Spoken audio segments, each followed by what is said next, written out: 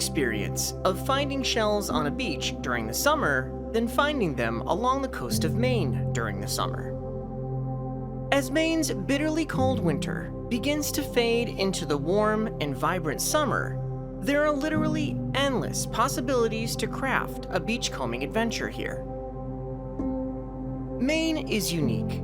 Simply stated, shelling and exploring Maine's expansive rocky and sandy coastlines provides access to raw and unparalleled beauty that you cannot find anywhere else along the eastern seaboard of the US.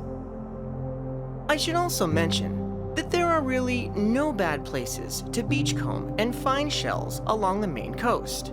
But like anywhere else that you might be exploring for beach goodies, the same general shelling rules apply. Getting out early in the morning before the crowd and planning your adventure around a low tide will generally yield the best results.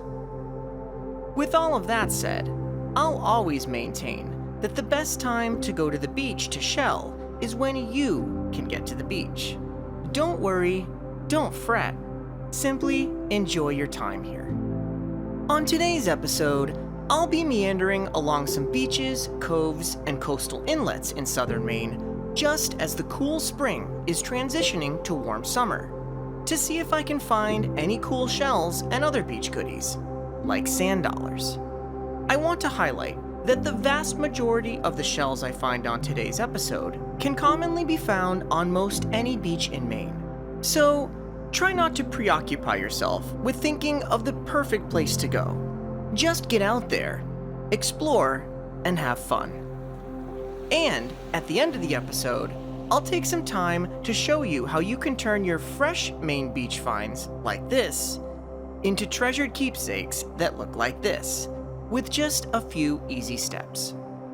So please, sit back, take a deep breath of that beautiful sea salt air, and come to shell along the beautiful coast of Maine.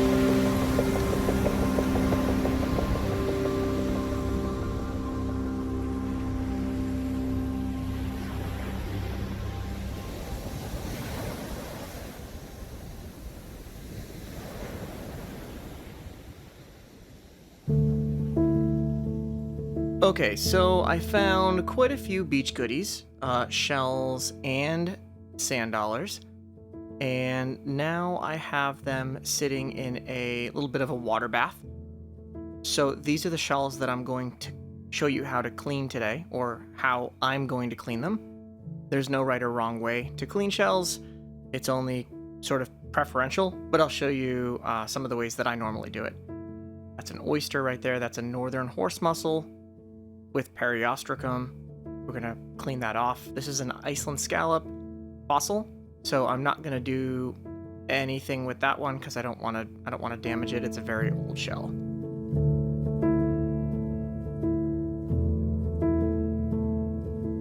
Okay, so now these shells have sat in about 3 to 4 hours of a bleach water bath, half bleach, half water, and you can see that there is quite a change on most of the shells, and the sand dollars are pretty much white.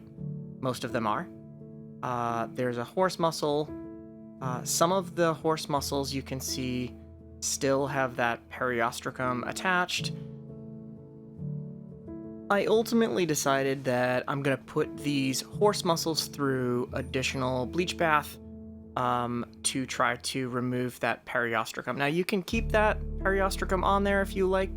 I have plenty in my collection with it still intact, but if you do remove it, the shells are gorgeous purple underneath, and that's what I'm going to try to achieve today with my bleach bath here.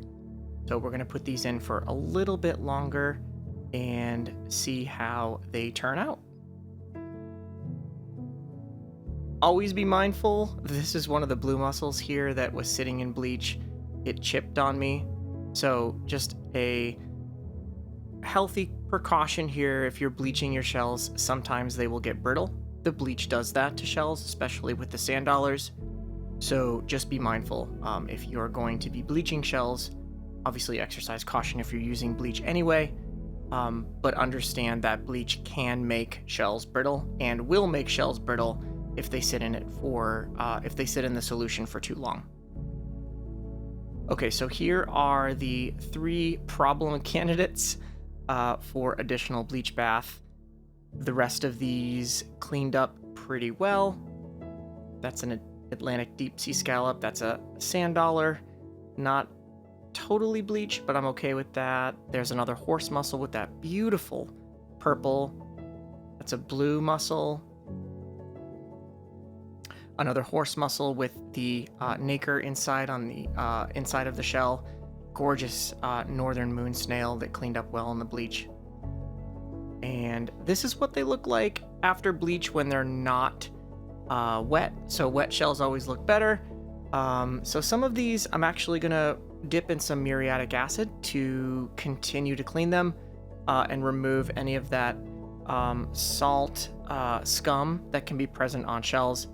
These are now the problem candidates that were all cleaned up after bleach. You can see that additional bleach bath did remove that periostracum, that brown periostracum. And these are my candidates for muriatic acid. So we're gonna now go through a dipping process to see how muriatic acid can help, minus the Iceland scallop fossil. If you're interested in finding out more about Iceland scallop fossils, I have some information over on my Instagram page. Okay, so these are the shells that we bleached. We're not going to do anything with those. That's muriatic acid water bath. And then the tub on the right is just water. And our dipping candidates.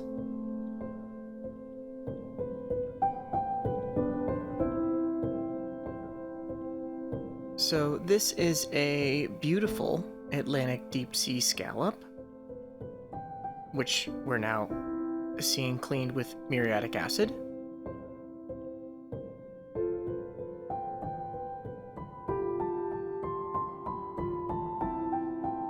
And absolutely gorgeous.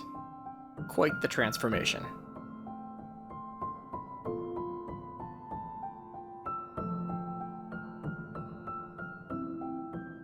I'm going to take this northern moon snail, which was washed in bleach, and put it through the muriatic process as well.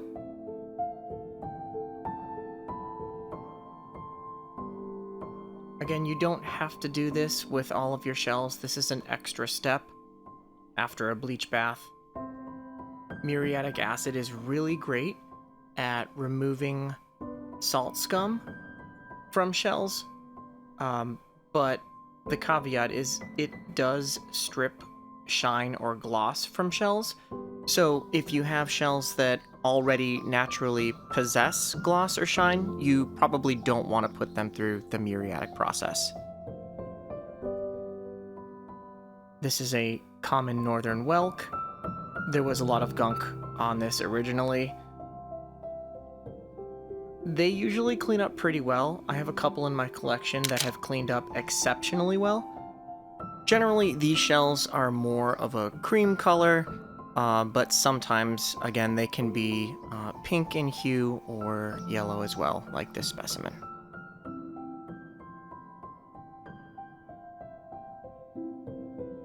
This is a northern horse mussel.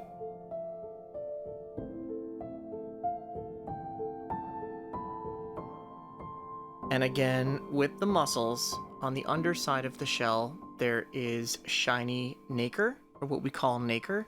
You can see it right here. Generally, acid will dull that shine, so just be mindful of that. I have many of these in my collection, but you can see how acid helped to transform the purple color here. This is an Atlantic dogwinkle. These little guys clean up really, really well in muriatic acid. Again, because it works well to remove some of the excess calcium and salt deposits that are present.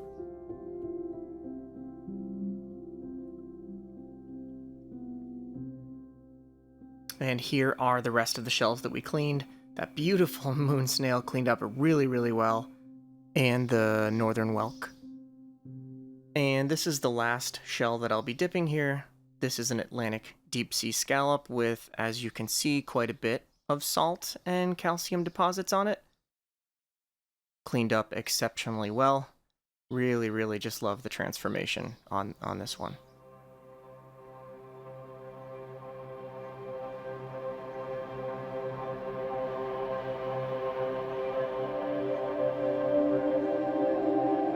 And these are all of the shells that I put through the muriatic process today.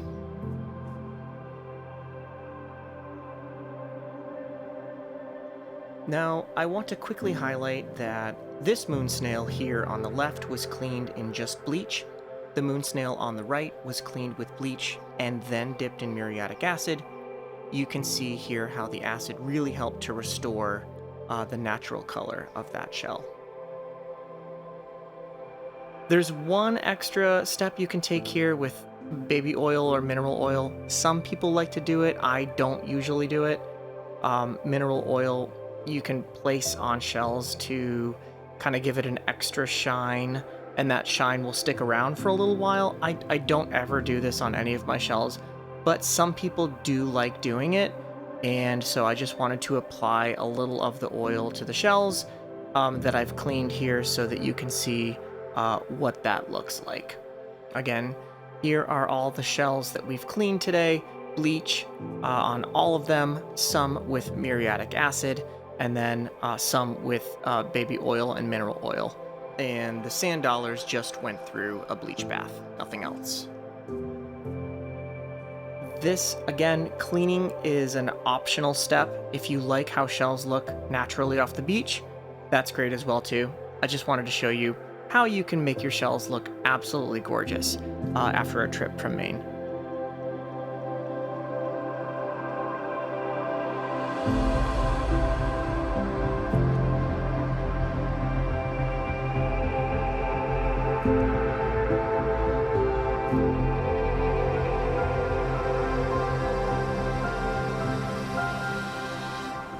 Maine is an exceptional summer destination for more reasons than I can mention.